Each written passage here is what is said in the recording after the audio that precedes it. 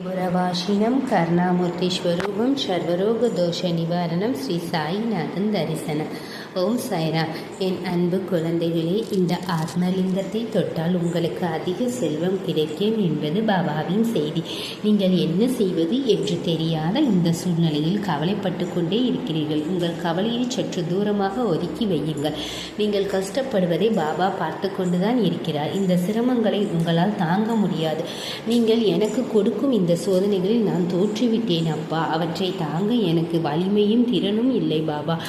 தயவு செய்து என் மீது கருணை காட்டி என்னை இந்த படுகொலியிலிருந்து வெளியேற்றுங்கள் அப்பா. நான் உங்களை தான் நம்பி இருக்கிறேன். உங்களை தவிர வேறு யாராலும் என்னை இந்த படுகொலியிலிருந்து வெளியே கொண்டு வர முடியாது என்று நீங்கள் வேண்டுகிறீர்கள். நீங்கள் என்னை இந்த சூழ்நிலைக்கு கொண்டு வந்திருக்கிறீர்கள்.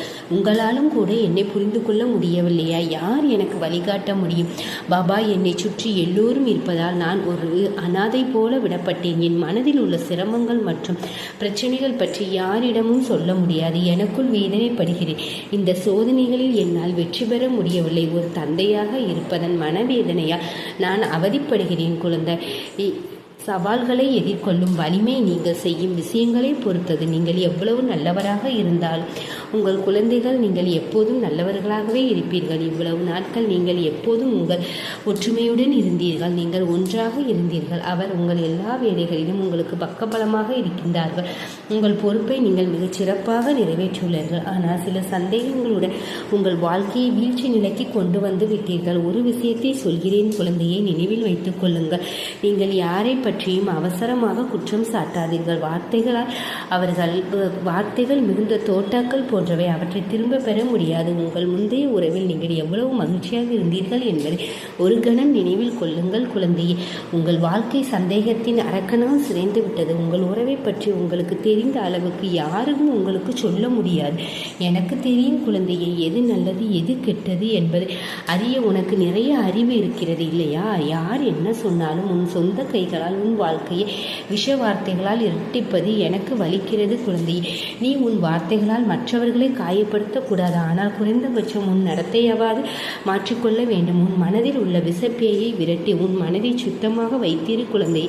மற்றவர்கள் பேசும் விஷ வார்த்தைகளை கேட்பதால் உன் வாழ்க்கை எந்த நிலைக்கு மாறிவிட்டது என்பதை இப்போது நீ புரிந்து கொண்டிருப்பாய் என்று நினைக்கிறேன் குழந்தையே. மற்றவர்கள் உன் வாழ்க்கையை சிறப்பாக்க முடியுமா?